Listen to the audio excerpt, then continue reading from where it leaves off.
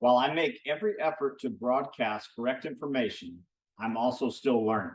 I will double check all my facts, but realize that healthcare is a constantly changing science and art.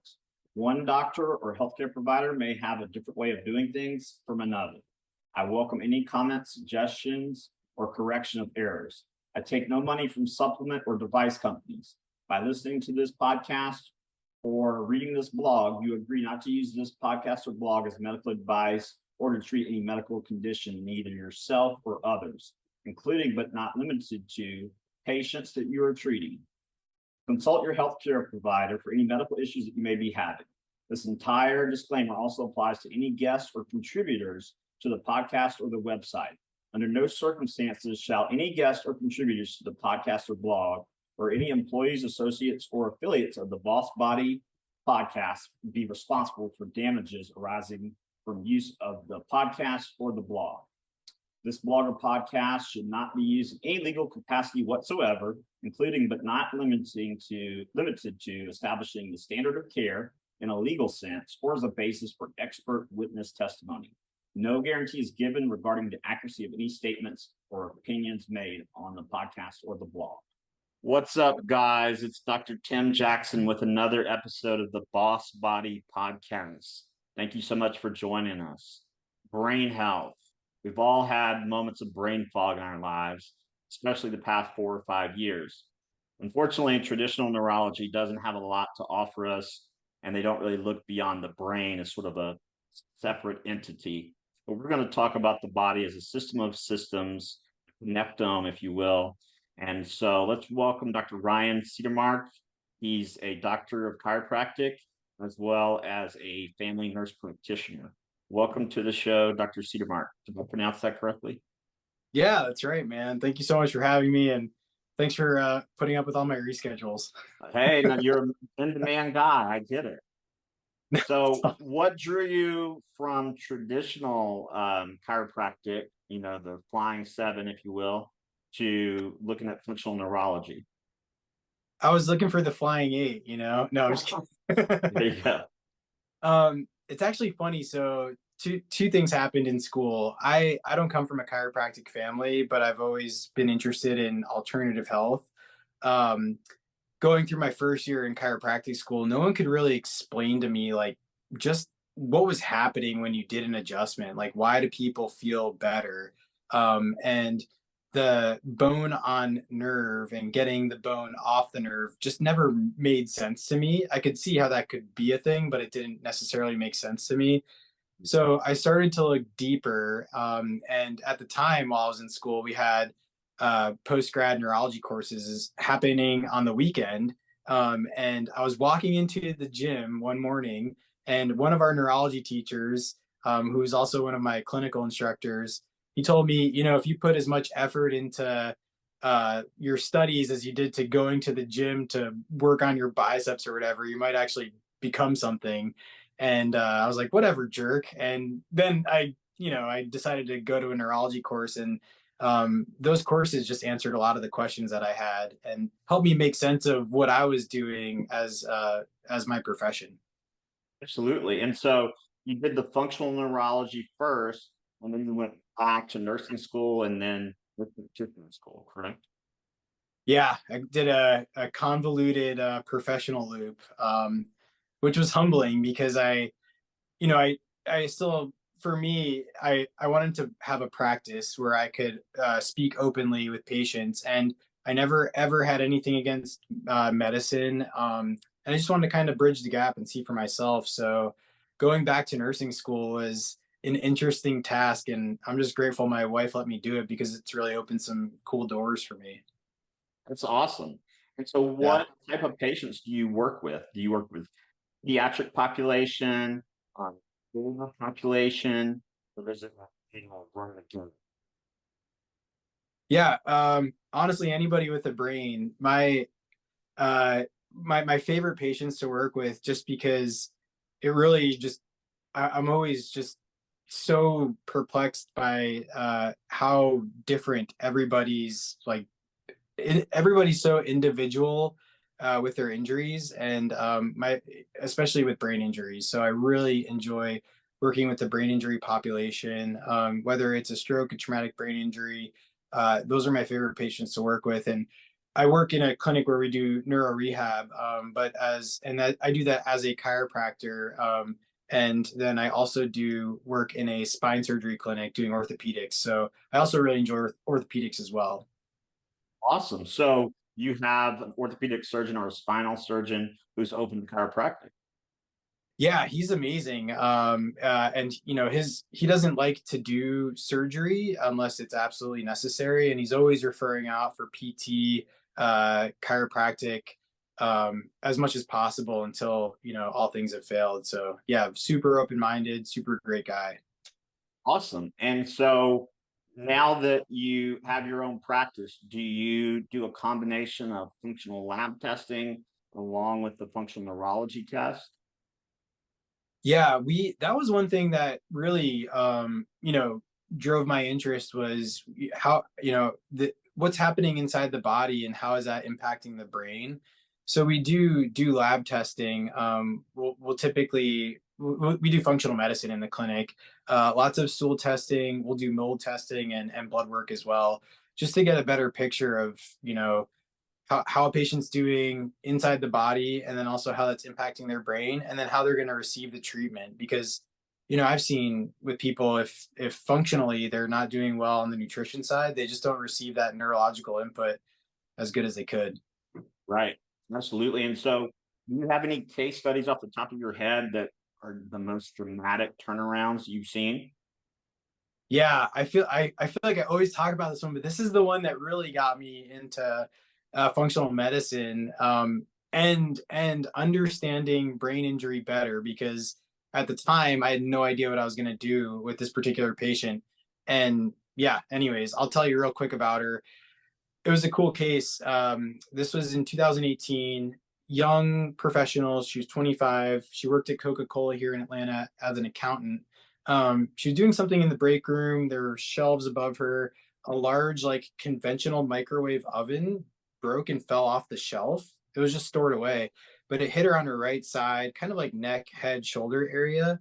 And then her world just kind of crumbled after that. She, had chronic neck pain, vertigo, and then what was post-concussion syndrome, but no one knew that until I had seen her. So um, on the chiropractic side, she was seeing an Atlas orthogonal doctor who focuses specifically on the upper cervical spine. That was the only chiropractic treatment she could tolerate. On the functional medicine side, she'd seen a functional gastroenterologist and also like general practitioner. But her symptoms got so bad that she couldn't eat any food whatsoever. So she couldn't tolerate food. She would get so nauseous and things like that. So basically, she was on like a very specific amino acid supplement that would cost her over like 2 grand a month, because it was all the things like gluten, dairy, everything free. And but she couldn't eat. And she also had bad vertigo. So a friend actually referred her to me and told me everything, because she had reached out to her. She was a nutritionist, and she's like, "Hey, this to me sounds like a brain injury. Could you look at her?" So I had no idea what I was going to do. I never heard of someone getting hit in the head and not being able to eat. Long story short, we resolved her vertigo with some pretty typical maneuvers like Epley maneuver, um, and doing some gaze stabilization exercises with her. And then I really focused on the vagus nerve. Before I'd met her, I just started to read research on what happens to the gut when the brain is injured. And it was kind of mind blowing to me, because in school, when we learn about the cranial nerves and the vagus nerve in particular, what I kind of got from it and what I memorized for boards was it helps you sleep and poop, but it does all these other things that I had no idea of. And there's this very, very important connection. And when the vagus nerve is impacted, everything else can kind of just break apart. So I focused a lot of our therapy on vagus nerve stimulation. And then we did some kind of like I don't want to say mind retraining, but we really just tried to utilize every sense of her body to stimulate specific areas of her brain so that she could begin to tolerate food. And I had her come in for, she was a local patient, but she came in for a week-long intensive. I kind of think of those as like a neurological reset in a sense, just to try to figure out what's going on, what's wrong, what areas are working right, and then how we can tap into the nervous system to make a change. And by the fourth day, I had her go home. And before she went to the kitchen, think about her favorite food to cook. So you're starting to, drive those pathways in the brain. Then I had her cook and just smell, like put her body in that environment, her brain in that environment, and take a small bite and spit it out if she couldn't tolerate it. But she was able to start eating, and then her whole life just dramatically changed. Because if you can't eat, your nutrition just goes downhill no matter what you do. And yeah, she eventually was able to tolerate all different sorts of foods, got pregnant, has a kiddo. So it was pretty cool. That one will stick with me for the rest of my life. But yeah, that was the one that really just it was just great. An awesome story. So was the vagus nerve impacted? Because I know that's responsible for the anti-inflammatory reflex. Yeah, I mean, I don't see how it couldn't have been. So my understanding when I started reading research about it, within a very short amount of time, when the brain is injured, the vagus nerve, there's a change in communication between the brain and the body. The majority of vagal nerve fibers send signals from body to brain, but there's also very important fibers that go from brain to body. So my thought process was that those efferent fibers from brain to body got impacted, which changed the communication between body to brain, and there was this perpetual vicious cycle. She had really bad inflammatory responses.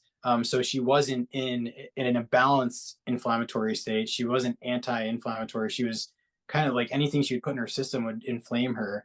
But then also too, like I don't the term I would say I would use is intestinal permeability. People say there's no such thing as leaky gut, but when the vagus nerve is impacted, you can have what's called, change in that intestinal lining. So that drives further inflammation, and that systemic inflammation in the body can then break down the barriers in the brain. So then you have a breakdown in the blood brain barrier. Then you get neuroinflammation. So the more that when we got her out of her dizzy spells, I think that was huge because, it's difficult to no one's craving a cheeseburger when you're riding a roller coaster. That's not what you're thinking about. So that was my thought. Like, we've got to get her out of vertigo.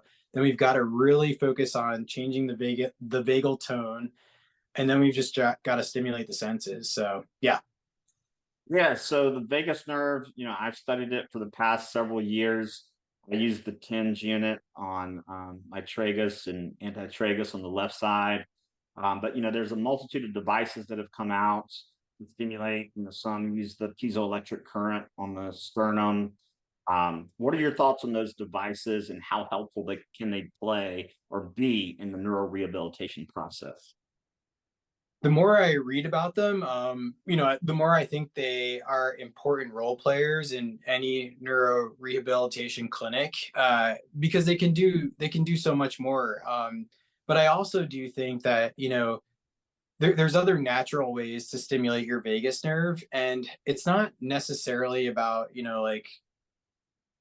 in my mind, it's how can we create more resilience in the nervous system. And I think you do that by improving overall vagal tone. And by the ways to improve overall vagal tone is, it might sound like silly stuff, but it's, making sure that you're not overly stressed out, making sure that you're doing physical activities, physical exercises, making sure that you're participating in loving, not toxic relationships, yada, yada, yada. If all those things are in play and your environment is a healthy vagal environment, then adding in vagus nerve stimulation to any type of therapy where you're trying to improve the brain is going to have a profound impact. What was cool, because I'm really interested in like the neuro, one of my favorite patients to work with are stroke patients, because there's specific injuries that you can kind of expect, and you kind of know exactly where in the brain it's been impacted. And there was some research there in mice and rats, but they would improve motor function when they simultaneously stimulated the vagus nerve. So, I think it plays a role. And I consider the brain to be a big sensory sponge. So I think the more that we can add in during a therapy session, especially like a physical therapy type session, and the more that we can stimulate the brain during that session, the better it will receive that input. So yeah.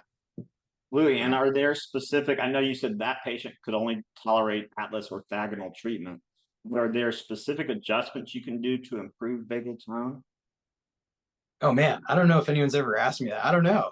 Uh, for chiropractic, I would say the most like vagal stimulating chiropractic therapy I can think of would be something in lines of like craniosacral therapy, which I've referred out for that because I don't do that. But yeah, mine are more like orthopedic, like not flying seven, maybe a little bit more focused. But it's more, yeah, I don't know, man. Yeah, you caught me off guard. I don't know. All right. Craniosacral, I don't know. There you go. No, I appreciate it. So let's talk about some other areas related to the brain and how specific stimulation, you said, can change the brain or create neuroplasticity. But let's talk about that brain gut connection. How important is that? And I've read papers where they say that certain pathogens in the gut or systemic viruses can infect the vagus nerve and alter the tone. Yeah, I think if there is inflammation in the gut, I would anticipate that it's impacting the brain and in some form or fashion. And there's research that shows that that is true for anything in the lifespan, whether it's a neurodevelopmental disorder, a brain injury that was acquired during adolescence or adulthood, or with neurodegenerative conditions like Parkinson's and Alzheimer's. So for me, if there's zero focus on the gut, no matter what you're doing, I think that you're not getting the most out of a therapy session that you could be getting.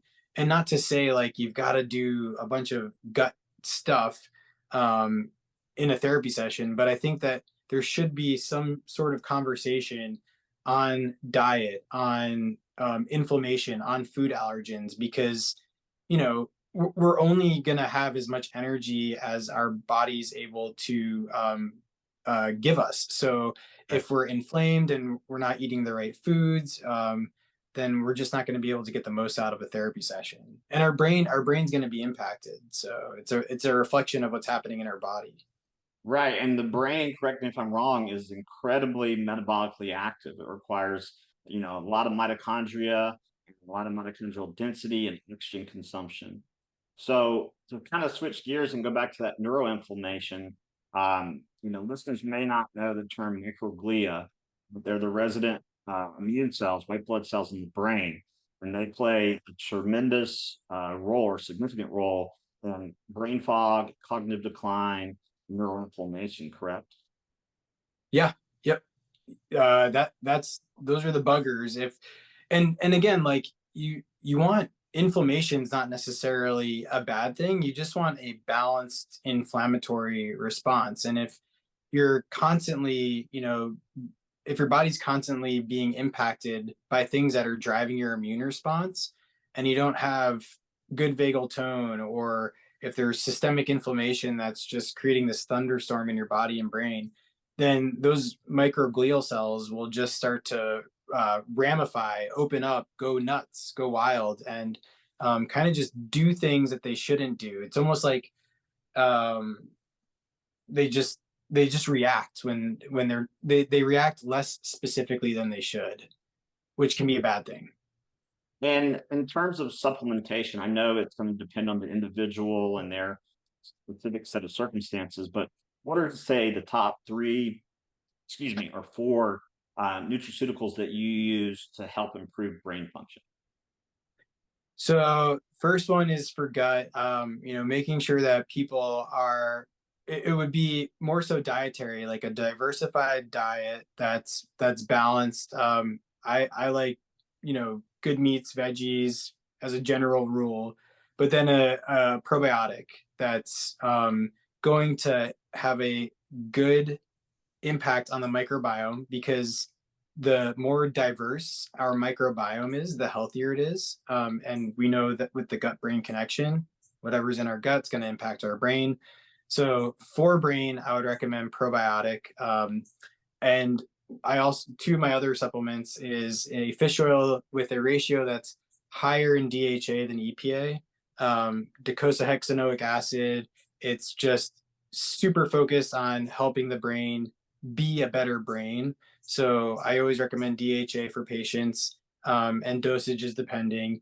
And then one of the newer ones, which there's still research that's coming out on this, but you're probably familiar, magnesium threonate. So, with magnesium, I've taken different forms of magnesium, but I've never really felt with a supplement like a major cognitive change before, except for maybe if I like loaded up on DHA. But magnesium threonate, is a form of magnesium. Magnesium can cross the blood-brain barrier, I believe, but magnesium threonate is able to cross better and have more impact on brain.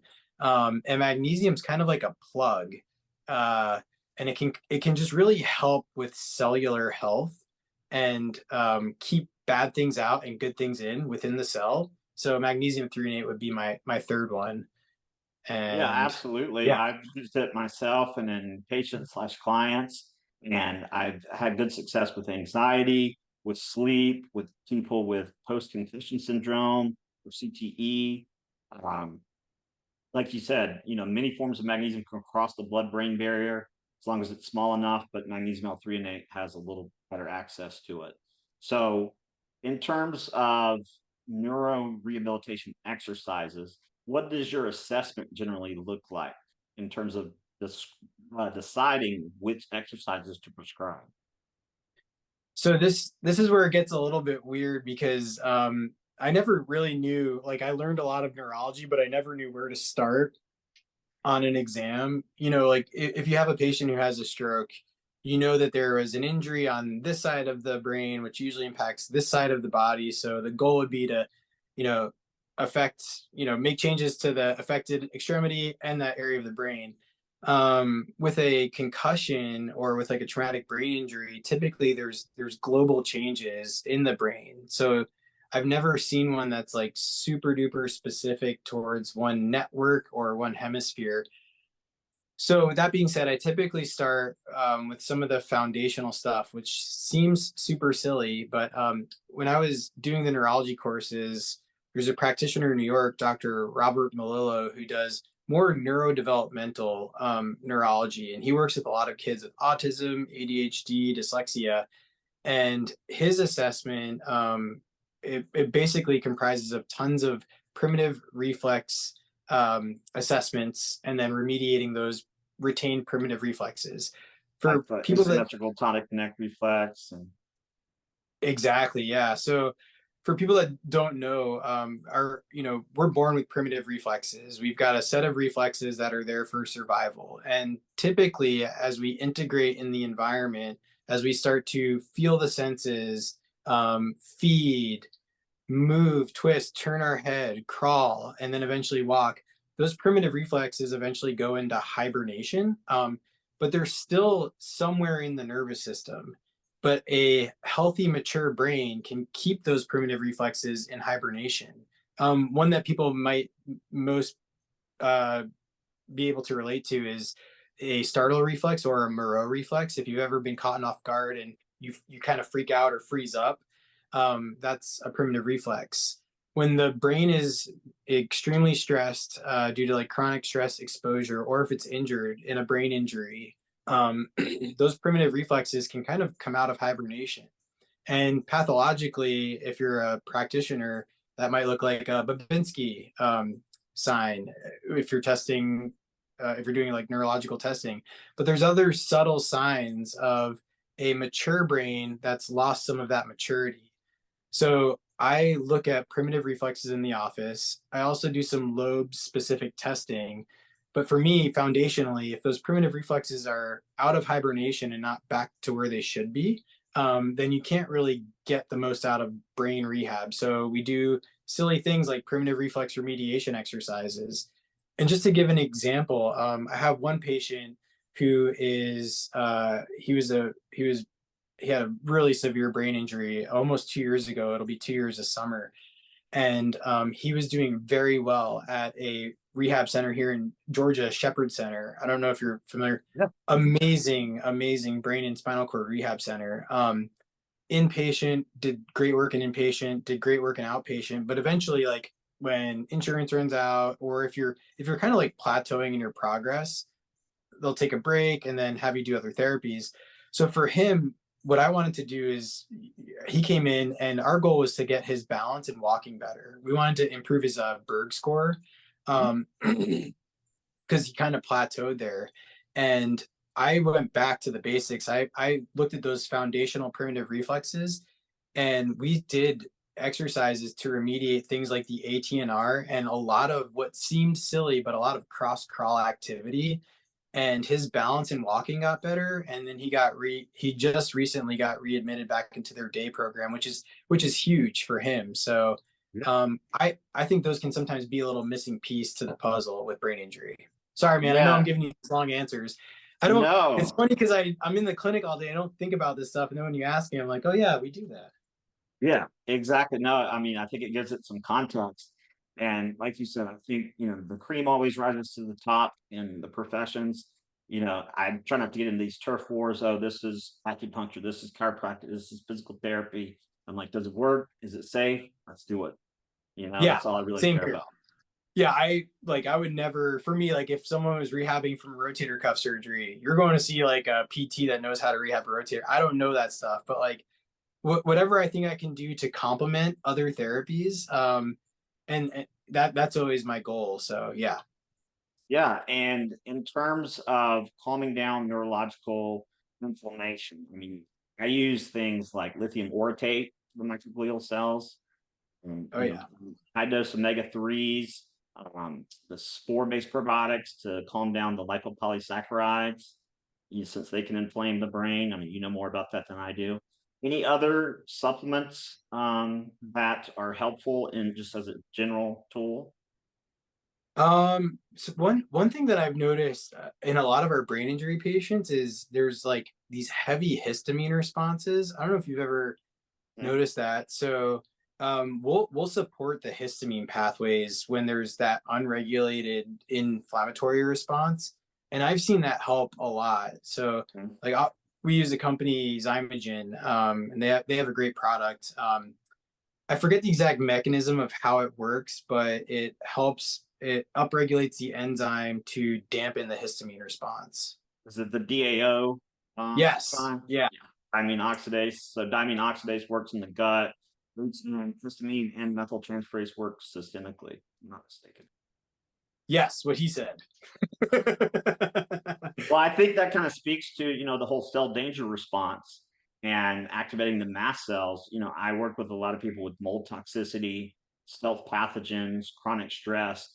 And, Jill Carnahan, she talks about those are the most common activators, but it can be any stressor, right? Physical, mental, emotional, spiritual. And so I think one thing that I have prescribers write or prescribe is ketotifen, and cell inhibitor. So you don't histamine or prostaglandin being released instantly. And I've seen that because, even if I have lab results and I'm like, okay, they're deficient in this, they have too much of this, they may not be able to tolerate the good stuff until we tell the body it's safe, sense of safety and security.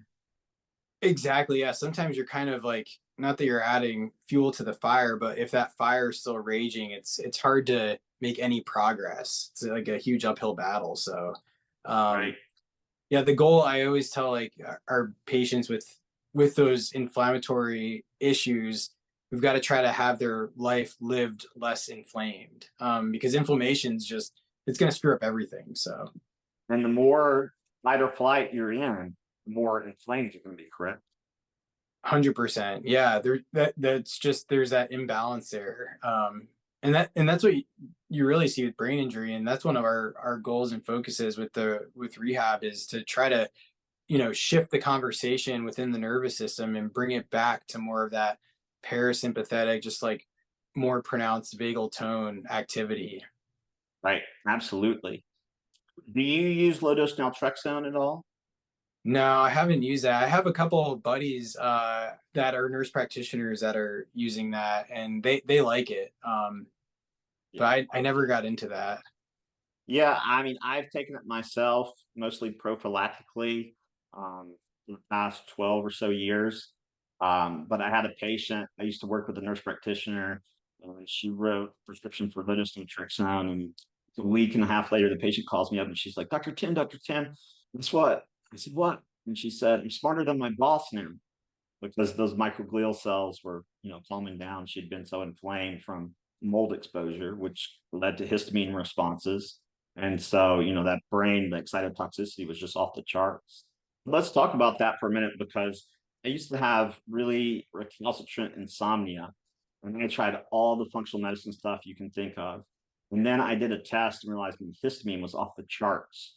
And, I didn't know it at the time, but I had mold toxicity. And that was the main driver of the histamine. But, histamines, we need a certain amount for learning, but too much is excitotoxic. Do you see that? Yeah, mold is something that's just on the mold note too. Like, yeah, if there's mold in the system, if you've got to do something to change that conversation, because mold's gonna just undo anything that you're trying to do. Uh, One of the guys I work with, Dr. Kyle Daigle, he's in Louisiana. He was preparing his house to sell, and he was power washing during the pandemic, and he got exposed to mold, and he started to get these like, he called me and I didn't know what to do. He had these like crazy leg fasciculations, all these neurological symptoms from the mold. He did the mold testing, um, was like super high in ochratoxin A. And anyways, yeah, the plan was like detox, herbal, sweat, all those things. And it was a game changer for him. But yeah, mold is one of those like hidden environmental toxins that people I don't think about enough or talk about enough, because we've also Yeah. had it in kiddos too. So yeah. Yeah, absolutely. I mean, colleague gave me Mold Warriors, the book by Richie Shoemaker, back in 2009, and that's when I first turned on to mold. But I don't think I've ever tested a person who didn't have at least one mycotoxin was significantly elevated. And most species of mold and mycotoxins we can't see. So I'll have people tell me, "Oh, well, I haven't seen any mold." I'm like, no, it's just you can't see that we have to be concerned with.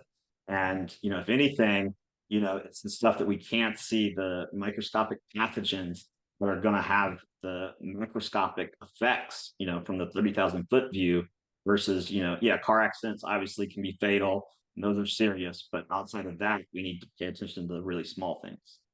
Yeah, it's huge. I mean, environment trumps all. So if you're putting your body back into an environment that's further driving inflammation, and if you're not getting better, then there's a reason, and that's got to be investigated. Absolutely. So, what is a new therapy or therapeutic modality you're using in your clinic, in your practice, that you're excited about, that you're just starting to explore? I guess so. The lasers are kind of new for me. I was introduced to them about 5 years ago, and I for me, like low level laser therapy 5 years ago, kind of like the vagus nerve. I was like, what's the big deal?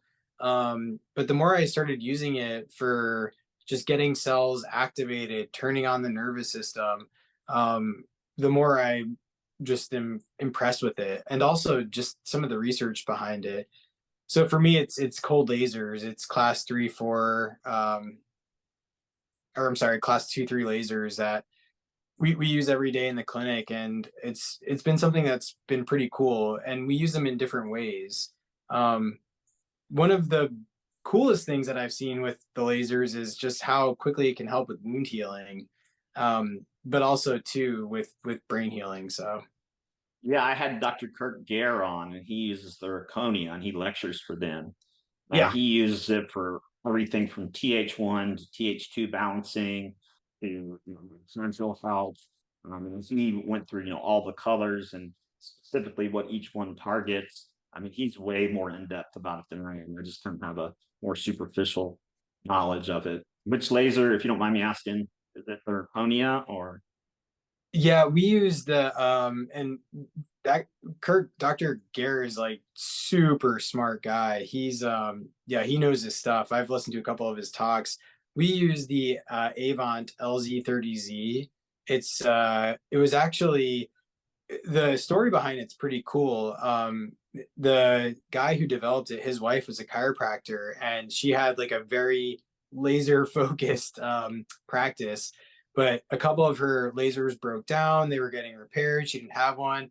I guess he had some sort of background in biomedical engineering, so he just like built it in his basement and then created a company. And that was Wow. probably close to 10 years ago. But it's a great little powerful tool, and yeah, that's one we use. Awesome. And the stuff, I hear about from other functional neurologists, the really expensive equipment, like what's the swing called that? The gyrostem. Yes. Yeah. Do you guys have Another, that? we don't. We use therapy swings. One of the clinics at the university I used to work at has it. Again, an amazing neurological tool developed out of necessity. I think the guy that created that, his daughter had cerebral palsy, and he noticed that spinning in different directions really had a major impact on her motor function. So yeah, great tool. That one's just a little bit pricier. I was at a colleague's clinic in New Jersey back last August, and he's an MD, but he has a chamber called a theta chamber. It's like between 75 and $100,000. It's like a tanning bed that you lay in, but if you have autism, for example, you spin the opposite direction than someone who's neurotypical. But it uses sound input, binaural beats, vision therapy, and a whole bunch of other sensory inputs. But it's very expensive. But he told me a case study of a kid who, he was in his teens, but he needed basically 24/7 supervision. And after a session, the nurse and his mom go in and help him get out. And he said, "Oh, mom, you can go check out. I'll be up in a minute." And this was after like two sessions. Wow. Yeah, that's wild, man. You can't even, that's, yeah. No, I mean, I don't have kids, but I can only imagine what, the mom felt with something like that. And, I think they charge like 75 to $100 a session. So, I mean, you can't really put a price on that. No, you can't, man. That's like a huge gift. That's amazing. I've never heard of that. That's pretty cool. Yeah, there's not, I think I read there's between 12 and 14 in the entire United States. And so, I mean, I think they just got approval to come into the US like 5 or 6 years ago. So it's one Cool. of those things that's been used in Europe, I think, for a while, but the US is starting to gradually catch on. But Yeah. we'll end on this question. What's something, I know you're a lifelong learner like most of us. What's something that you know today that you utilize that you wish you would have known, say, 7 to 10 years ago? Oh my gosh. Right. These are like hard questions, man.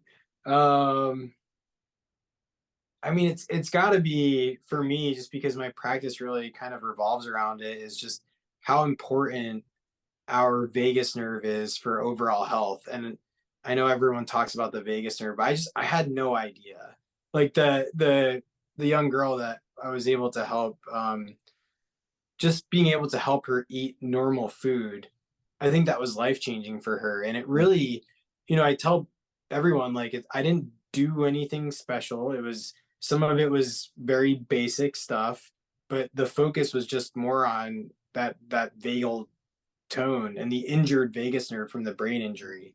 So it's just got to be like how important vagal tone is, how important our vagus nerve is for overall brain and body health. And with that being said, I've met, like, I'm 39, I'm gonna be 40 next year, and you start to meet people as we age.